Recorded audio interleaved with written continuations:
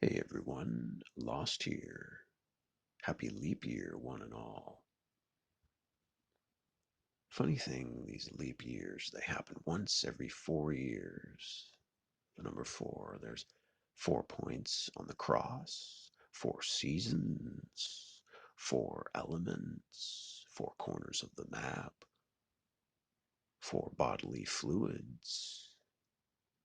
Points if you know what those are. 4 points to the swastika. And every 4 years here in the United States of America, we undergo a selection process. Your vote's never counted.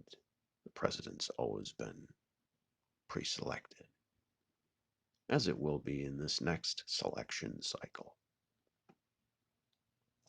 I'm not in the business of making predictions, but I think it's pretty safe to say it's going to be a Trump-Biden rematch and or Trump versus someone next in line, but it matters not. They're going to put in whoever they put in, and whichever puppet it is will continue the agenda. But not to waste too much time on that, the main reason for this video is, of course, to discuss my last video, as alluded in my last community post here. This is the video for those of you who enjoy stats and statistics, facts and figures. Those of you who nerd out over data, this is the vid for you. I suppose we'll start with this line graph here. You can see the usual suspects, Germany, UK, and of course the US. You can't see Canada on here. I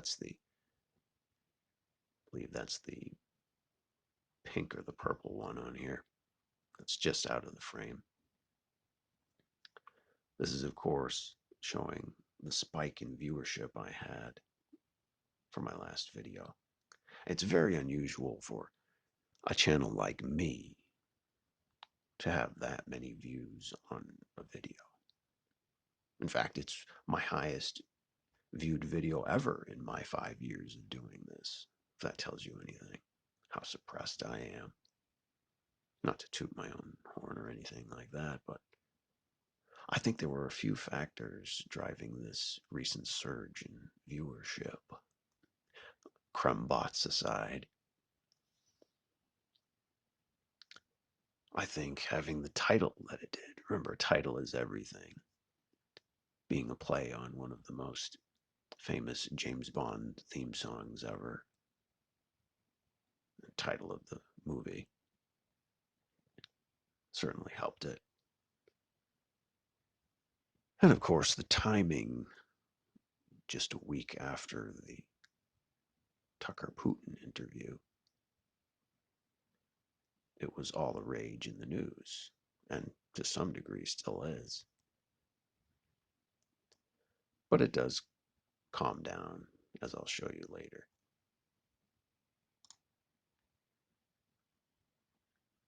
Over 2,000 views there. Watch time was way up. Average view duration still pretty low because people still have a YouTube attention span. But you can see here, it's almost comical how it spikes and then goes back to flatline, business as usual, what we're used to on this channel. There are the cities, or rather countries. The cities are later. But here they are, the US, Germany, UK, Canada, which was out of the frame, and Russia. And there's, of course, 5 more below that. This is the top 10 of each country that was viewing during that time. Always interesting to look at the country figures. Now the cities. We've got London or Den, Sydney and Melbourne, New York, and of course there's the Kremlin again, Moscow. And we can add Toronto, Canada to that list, which was just outside of the bar graph here.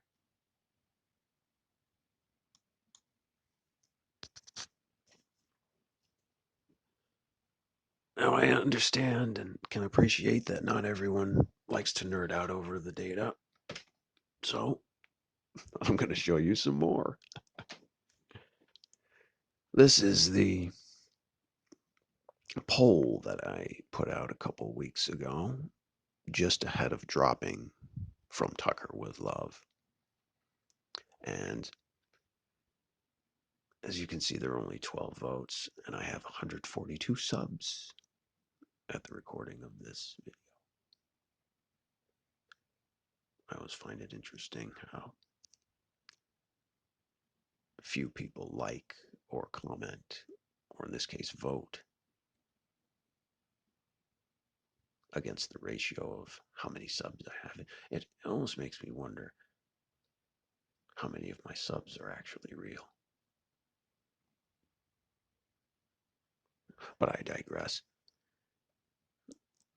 Let's look at the options here. The first one.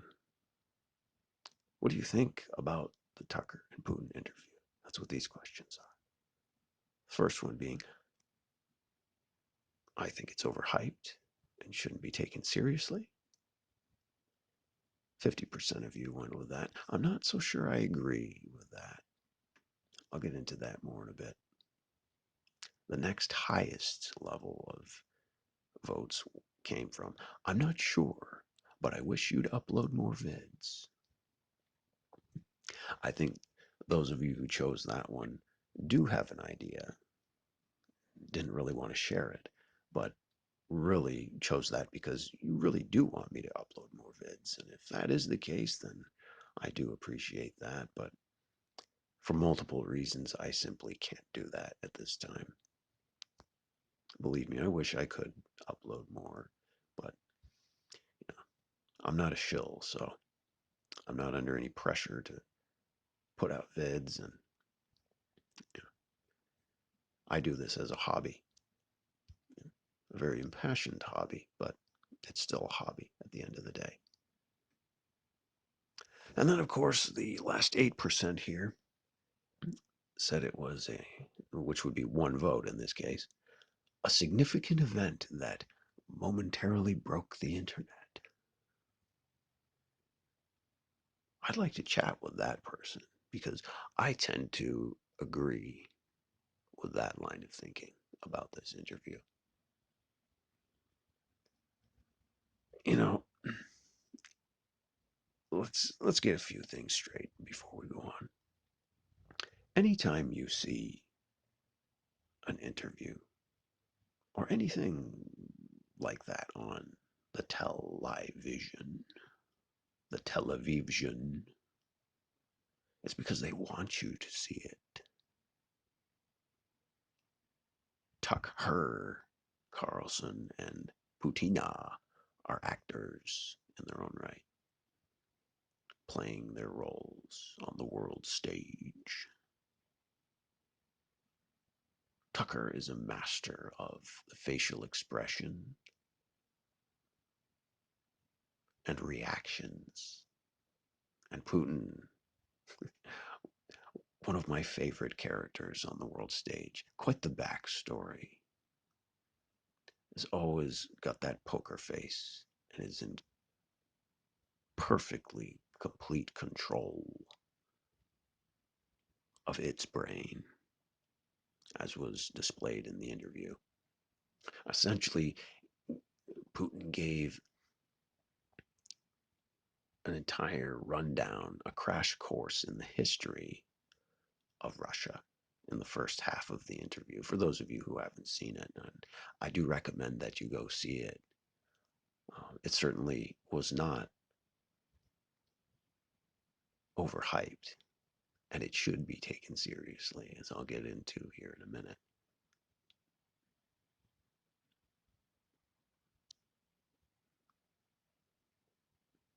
Tucker, why was Tucker chosen? Well, you can speculate all day about that. Why wasn't someone else chosen? Well, Tucker is kind of like, for lack of a better analogy, the Trump of news reporters, the outcast as they paint both of them.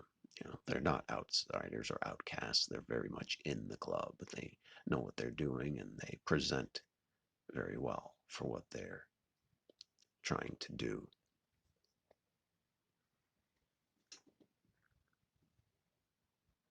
Tucker asked a lot of softball questions, and it showed. Kind of expected that. But the most significant thing that this interview did, the one thing that it did well, if nothing else, was it made the West, especially the Western leadership, look bad. That's depending on who you are and what you believe. That's a good thing. I personally think that all leadership in every nation is compromised. I think anybody who's been studying and researching these topics will surmise that in a relatively short amount of time. They're all in the club, and we ain't in it. There is one finer point to this overhyped, not to be taken seriously interview, though, according to some,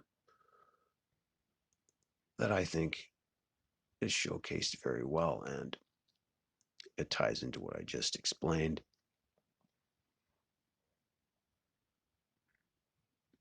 It's that there is a shift in power going on right now from west to east by making the Western leadership look bad in this interview and telling some truths, which there are. I wouldn't say more truths shown in 2 hours than in the last 2 decades. That's a bit extreme. I mostly put that one out there to see if anyone would bite, but it certainly was a significant event that momentarily broke the interwebs.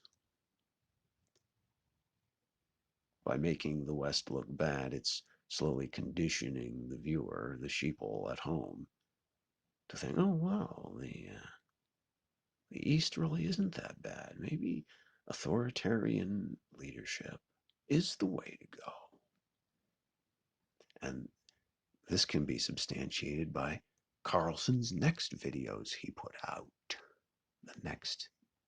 Within the next few days, touring Russia, marveling at the subways and the shopping markets.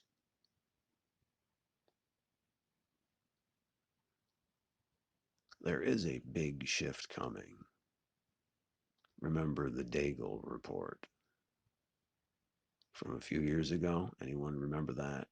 What did it show?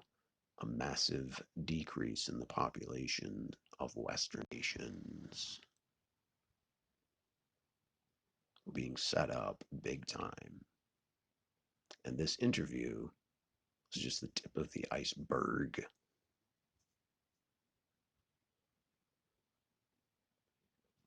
One other thing I'd like to relay while I've got your attention is that I know that many of you enjoy the news cuts, and it's been a while since I've put one out. However, as I mentioned earlier, I simply don't have the time to do them. They are very time consuming, even as much as I enjoy making them. But viewership has dropped on them, and I will continue to do them, but probably quarterly.